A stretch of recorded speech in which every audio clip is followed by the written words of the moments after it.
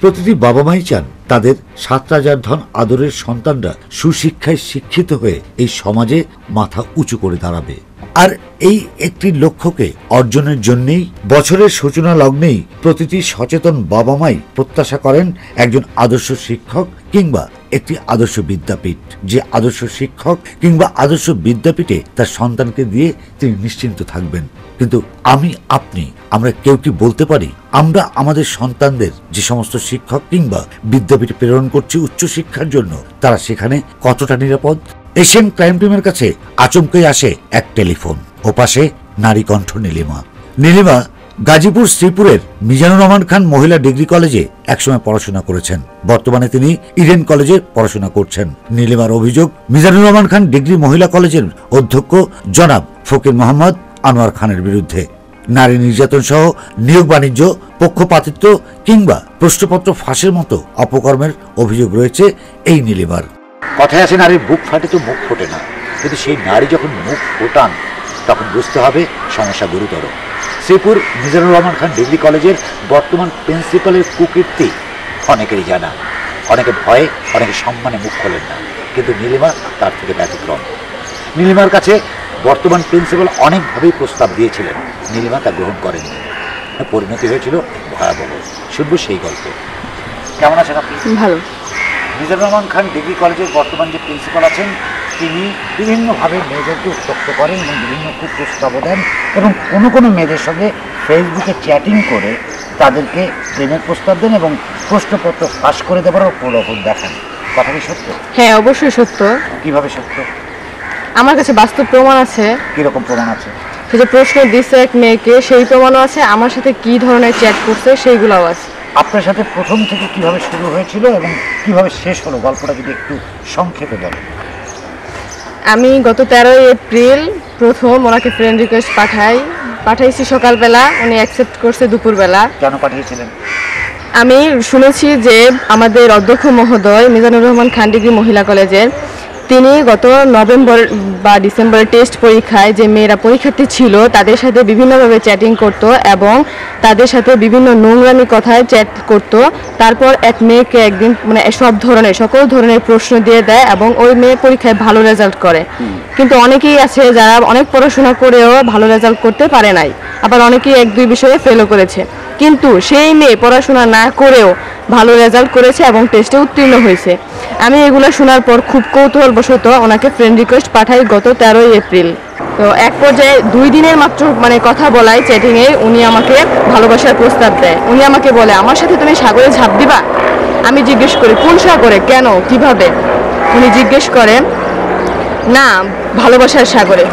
এমন তো হতে পারে যে উনি খুব সচ্চরিত্রবান, নীতিবান, নিষ্ঠাবান, কিন্তু আপনার কোনো একটা সাক্ষ্য উনি পারপাস করেননি বলে আজকে হয়তো উনি ওনার বিরুদ্ধে কথা বলছেন। অবশ্যই আমার কাছে প্রমাণ আছে যে উনি চরিত্রহীন, উনি ক্যারেক্টারলেস। সেই জন্য আমি বলতেছি ওনার সাথে আমার কোনো পারিবারিক ব্যক্তিগত কোনো দ্বন্দ্ব নেই। শিক্ষক হচ্ছে ছাত্রের আদর্শ। নিজের আদর্শ, সততা আর নিষ্ঠায় যত্ন করে তিল করে গড়ে তোলার দায়িত্ব যার উপর অর্পিত, তিনি সেই দায়িত্ব পালন না করে অজানার ভীমরতির গোলক ধাঁধায় তিনি কি করছেন? এই কি শিক্ষকের আদর্শ হওয়া উচিত? তারপর মাত্র 13 থেকে 19 এপ্রিল, মাত্র 7 দিনের কথায় উনি এমন ধরনের কথা চ্যাটিং করছে যা মানুষের সামনে বলা যায় না। কন্যাসম নীলিমাকে ফেসবুকে সরাসরি দেখা করতে বলেন এই বিকৃত মানসিকতার নষ্ট মানুষটি। 19 এপ্রিল উনি বলছিল আমার সাথে দেখা করবে। তো উনি এখানে আসছো, কলেজে যায় নাই। সেই কথা আমাকে বলছে যে তোমার জন্য আমি কলেজে যাই নাই, সারা রাত ঘুমাইতে পারি নাই, তোমাকে দেখবো বলে। তো নীলক্ষেত মোড়ে আসছে, আইসা 4টা বাজে আসছে, 5:30 পর্যন্ত ওয়েট করছে। আমি যাই নাই ওনার সাথে দেখা করতে। তারপর উনি চলে যায়। তারপর থেকে আর আমাদের কথা হয় নাই। হায় রে দেশ, এদেশে হয়তো সবই সম্ভব। বয়োবৃদ্ধ পিতৃতুল্য শিক্ষকের কাছে যখন ছাত্রীদের সামনের জীবনের দিক নির্দেশনা নেবার কথা, ঠিক সেই মুহূর্তে এই শিক্ষক নামের বিকৃত মানসিকতার প্রিন্সিপালের কার্যকলাপ দেখে সত্যি অবাক হতে হয় এই লগ্নে। ঘটনা আরো অনেক আছে, যেরকম মেয়েদের সাথে এরকম ব্যবহার করে যে উনি অনেক সৎ এবং অনেক কঠিন মানুষ। অভিভাবকদের সাথে তো এত খারাপ ব্যবহার করে যে অভিভাবকরা অফিস রুমে ওনার পায়ে ধরে কান্না করে, তারপরেও ওনার মন গলে না। কিন্তু বাহিরে এটা দেখায়, কিন্তু ভিতরে উনি এত চরিত্রহীন, এত ক্যারেক্টারলেস যে উনি মেয়েদের সাথে এত নোংরা কথা বলে যেগুলা কোনো প্রিন্সিপাল করতে পারে কিনা সেই কথা কেউ বিশ্বাস করবে না। গোটা বিশ্বে যখন নারী ও শিশু নির্যাতনের বিরুদ্ধে সোচ্চার, ঠিক সেই মুহূর্তে বিশ্ব মানচিত্রের এই প্রান্তে অজ্ঞাতে লেখা হচ্ছে মানবাধিকার লঙ্ঘনের নির্মম অধ্যায়। গাজীপুর শ্রীপুরের মিজানুর রহমান খান মহিলা ডিগ্রি কলেজের অধ্যক্ষের পাপের পাণ্ডুলিপি এখানেই শেষ নয়। ঘটনার আড়ালে রয়েছে ঘটনা, আর সেই ঘটনা অনুসন্ধানে এশিয়ান ক্রাইম টিম এবার মাঠে নামে সোচ্চার দম্ভে। শিক্ষাই জাতির মেরুদণ্ড, আর সেই শিক্ষা যারা প্রদান করেন তাদেরকে আমরা শ্রদ্ধা করে স্মরণ করি, তাদেরকে আমরা দেখি গুরু হিসেবে, কারণ একটি জাতির মেরুদণ্ড তৈরি করেন তারা। আর সেই সমস্ত শিক্ষকদের নামে যখন অভিযোগ ওঠে তখন আমাদের খুব জানতে ইচ্ছে করে সেই অভিযোগ কতটা সত্য। আমরা যখন মিজানুর রহমান খান ডিগ্রি মহিলা কলেজের অধ্যক্ষের মুখোমুখি হতে চাইলাম, ঠিক তখনই আমাদের যেতে না দেওয়ার জন্য প্রাথমিক বাধা দিলেও আমরা এশিয়ান ক্রাইম টিম আইনানুগভাবে বিধি মোতাবেক মুখোমুখি হলাম অধ্যক্ষ সাহেবের।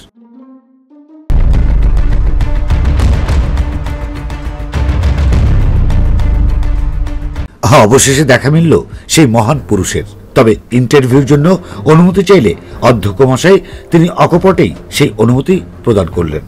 বলা হচ্ছে আপনি নানা অনৈতিক কর্মকাণ্ডের সাথে সম্পৃক্ত, নানা দুর্নীতির সাথে সম্পৃক্ত, এবং নিয়োগ বাণিজ্য থেকে এমন কোনো অপকর্ম নেই যার সঙ্গে আপনার সম্পৃক্ততা নেই। এই কথাটা কতটুকু সত্য? সম্পূর্ণ মিথ্যা। কেন মিথ্যা? মিথ্যা এই জন্য নিয়োগ বাণিজ্যের কথা হচ্ছে, এখানে আপনি প্রয়োজনে আমাদের কাগজপত্র দেখতে পারেন নিয়োগটা কিভাবে হয়েছে। মানে কেন কাউকে চিনতেন? মানে হলো অফিস সহকারী। অফিস সহকারী ছিল ছিল সেটি নিয়োগপ্রাপ্ত ছিল, সে নিয়োগপ্রাপ্ত ছিল, তারপর রেজিগনেশন দিচ্ছে। আমি যদি আপনার কথাই ধরি যে আপনাদের প্রতিদিন নিয়োগ হচ্ছে একদম বিশ্লেষণ করে কমিটির মাধ্যমে আইনানুগভাবে আপনারা নিয়োগ প্রদান করেন, যে তবে মানিককে যখন আপনারা নিয়োগ দিয়েছিলেন সেই মানিককে কিভাবে নিয়োগ দিয়েছিলেন? মানিক নিয়োগ হয়েছে কিভাবে, এবং বিভিন্ন জায়গায় নিয়োগ কমিটি যে সভাপতি ছিলেন অতিরিক্ত জেলা ম্যাজিস্ট্রেট গাজীপুরে নিয়োগ দেওয়া হয়েছে 2009-এর আগে, সম্ভবত 2008 সালে। মানিককে হিসেবে নিয়োগপ্রাপ্ত হয়েছিল অফিস সহকারী ছিল। অফিস সহকারী ছিল, কিন্তু তার কথা ছিল কি? কথা ছিল কি? কথা ছিল অফিস সহকারী কম্পিউটার সে শিখবে। অফিস সহকারীর কম্পিউটার আপনার কি একগুলো? যে একই অফিস সহকারী কাম কম্পিউটার অপারেটর।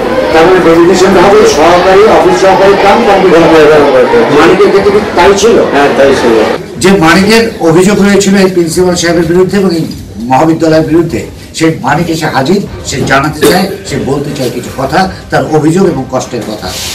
প্রিন্সিপাল স্যারকে আমরা মানিক আপনার ব্যাপারে জিজ্ঞেস করেছিলাম, স্যার বলেছেন আপনি এখানে অফিস সহকারী কাম কম্পিউটার অপারেটর হিসেবে আপনি নিয়োগপ্রাপ্ত হয়েছিলেন, এবং মানিক আপনি 2 বছরেও আপনার দক্ষতা দেখাতে পারেননি বলে আপনি পদত্যাগ করে এখান থেকে চলে গেছেন, এবং আপনি যে অভিযোগ করেছেন যে এখানে অর্থের একটি সম্পৃক্ততা ছিল, এইসব কোনো কিছুই স্যার স্বীকার করেননি এবং বলেছে যা কিছু হয়েছে আপনার অদক্ষতার কারণে।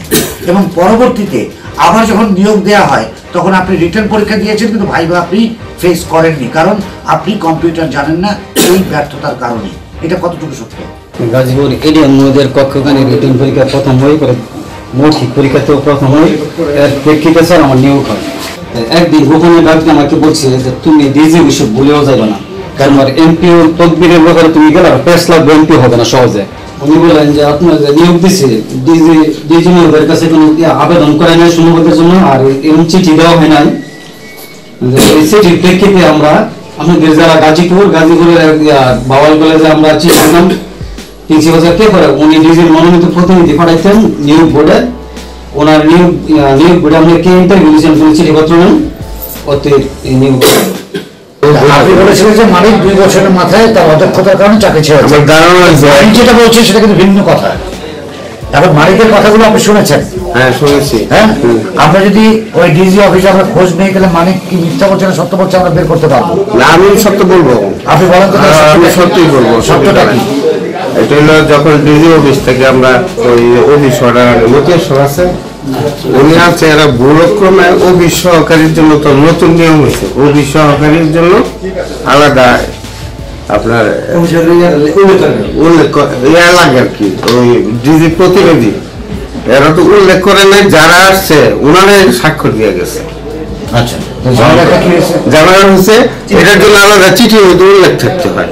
তা নাহলে হলো ওই নিয়োগটা বৈধ না। তাহলে নিয়োগটা বৈধ হয় না। অনেক চিঠিতে তো নতুন নিয়ম হয়েছে, অনেকে ভুল করছে। তার মানে এটা দাপ্তরিক একটা ভুল ছিল, দাপ্তরে একটা ভুল ছিল, তারপরে ভুল করে অফিস সহকারী পোস্টের জন্য কোনো প্রতিনিধি দেয় নাই। তবে যারা আসছে নিয়োগ দেওয়ার জন্য আর অন্যান্য পোস্টে নিয়োগ ছিল, এরা একজন সহকারী অধ্যাপক তার কাগজে স্বাক্ষর করে দিয়ে গেছে, কিন্তু এটা ডিজিতে গ্রহণযোগ্য হয়েছে না, যে কারণে মানিকের নিয়োগটাও বৈধ হয়নি, এমপিওভুক্ত হয়নি এবং সে প্রায় আনুমানিক 5 বছর সে বিনা বেতনে চাকরি করেছে। তখন বেতনের সিস্টেম ছিল না। আপনি যে আমাদের প্রথম বললেন যে মানিক তার অদক্ষতার কারণে বাধ্য হয়েছে পদত্যাগ করতে, মিথ্যা কথাটা কেন বললেন? না, মিথ্যা কথা বলিনি। কি কথা বলেছেন? আপনি আমাদেরকে বলেছেন, ক্যামেরায় রেকর্ড করা আছে, আপনি বলেছেন মানিক কম্পিউটার চালাতে পারে না বলে, সে অদক্ষ বলে তাকে আপনারা অদক্ষ প্রমাণ করেছেন এবং সে পদত্যাগ করেছে। এখন মানিক যখন এসে বলল সত্য কথাটা, তখন আপনি প্রিন্সিপাল শিক্ষা অদক্ষ ছিল, ঠিক। আপনি কথা বলবেন না প্লিজ। রাগ করেন কেন? না, আপনি কথা বলবেন না কেন বলছি? আমি আপনাকে কষ্ট করছি না তো। এখানে না, আপনি একটা মিথ্যা কথা বলেছেন, সেটা প্রুফ করছি আমরা। সেখানে উনি যদি কথা বলে আমার দায়িত্বে পেশাগত ভাবে আপনি আমার তো পেশাগত ভাবে আমার পেশাকে আপনি ব্যাহত করছেন, আপনি আমার পেশাকে ব্যাহত করছেন ভাই। আপনি আমার দায়িত্বকে আপনি আমাকে পালন করতে দিচ্ছেন না। ভালোভাবে কিভাবে বলবো বলেন? আপনি আমাকে শিখিয়ে দেন, আপনাকে শিক্ষা, আপনার শিক্ষা গুরু, আপনাই আমাদের শিখাচ্ছেন মিথ্যা কথা। আপনার খানিক আগে বললেন এই মানি তো বলেছে যে আপনার নিয়োগ বৈধ ছিল না। আপনি আমার কথা বলতেন নিয়োগ বৈধ ছিল না, এটা ঠিক, এবং তার সাথে কিন্তু আরেকজন ছিল। কিন্তু আপনি তখন বলতেন যে এটা নিয়োগ বৈধ ছিল না এবং সেটা আপনি দায়ী ছিলেন। এটা আমার মনে ছিল না, আবার এখন মনে হইতেছে। ও, আপনি এখন আস্তে আস্তে আস্তে মনে হইতেছে। ওইটা আমার স্মরণে ছিল না। তখন বোর্ডের যারা আসছিল তখন আমি ওনাদের কাছে অভিযোগ দিলাম যে ওনার এই শর্ত লেখা আছে, আমি তার ছুটি পর্যন্ত দিছি যে তুমি দুপুরে চলে যাও, গিয়ে কম্পিউটার প্র্যাকটিস করো।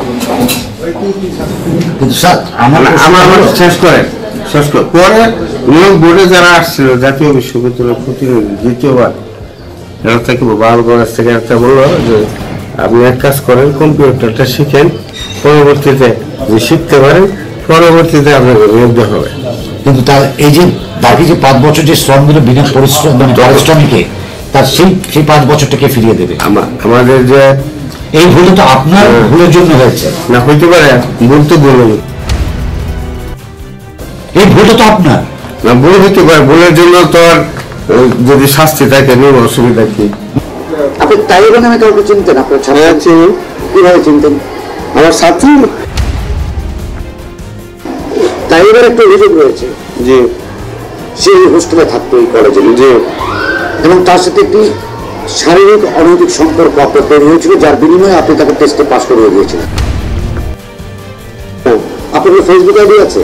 ফেসবুক আইডি নাই আমার। আপনার ফেসবুক আইডি জি না, কখনোই ছিল না। কখনোই ছিল না? এইগুলো আছে ফেক আইডি, এগুলো আপনি কি করে বুঝলেন কি দেখা? আমি জানি তো। কি জানেন আপনি? আমি জানি কি আলোচনা হয়েছে। কি আলোচনা হয়েছে? আলোচনা হয়েছে যে একটা মেসেজ আছে, এরকম কিছু মেসেজ আছে, আমি তো জানি না। আপনি সেটা জানেন? জি না। আমি তো আপনাকে এখানে অন্য কিছু দেখাতে পারি।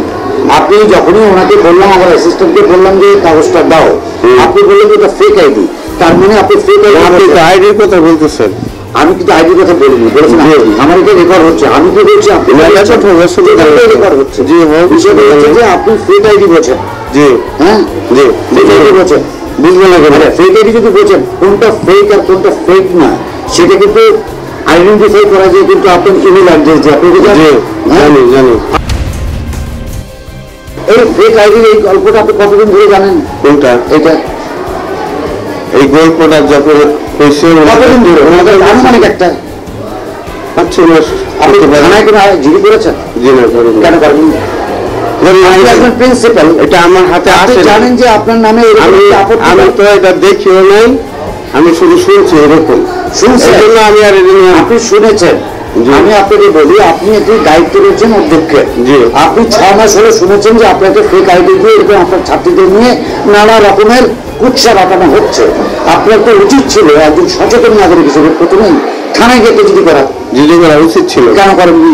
করি না, তো এটা খেয়াল করতে পারি যেটা করতে হবে। আপনার চরিত্র নিয়ে টানা হেঁচড়া হচ্ছে, আপনি খেয়াল করতে পারছেন? আমি বুঝতে পারিনি যে এটা। আপনি যদি এটা না বুঝতে পারেন, আপনি বাচ্চাদের কি বোঝাবেন? এই যে এটা কি আপনার সেইটাই তো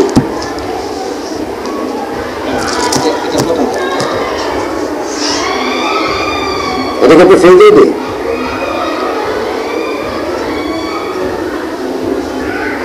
কি লেখা আমি তো পড়তে পারতেছি না। এখানে সময় সহ সবকিছু দেওয়া আছে, ঠিক আছে? এটাকে বলে স্ক্রিনশট। এই ছবিটা আপনার ফকির এমডি আনোয়ার হোসেন, দেখতে পাচ্ছেন আপনি? দেখুন না, আপনি দেখেন এখানে কি লেখা, এমডি ফকির আনোয়ার হোসেন। হ্যাঁ, ঠিক আছে। এখানে সময়, সেকেন্ড, মিনিট, ঘন্টা থাকতে পারে, সব কিছু এখানে দেওয়া আছে। এখানে আপনি কি কথোপকথন করেছেন সেটা আপনাকে বলছি। ছবি আছে, ছবি তো থাকবে। এই ছবিটি ফেক দেখাচ্ছে আপনি, এই ছবিটি ফেক। এটা আমার ছবি, এটা আপনার ছবি? জি। এই ছবিটা আপনার? জি। পেছনের এই রুমটা কি এই রুম? ছবিতে থাকতেই পারে, যে কোনো রুমটা কি এই রুম? এই রুমে মনে হচ্ছে, এই রুমে মনে হচ্ছে। তার মানে এটা ফেক না, রুমটা এবং ছবিটা ফেক না। রুমটা জি না, ফেক। জি না, ফেক না। তাহলে এটা যদি ফেক না হয়, তাহলে এদের ভেতরে যে কথোপকথন গুলো আছে সেটা ফেক না? এইগুলো ফেক কি করে হলো?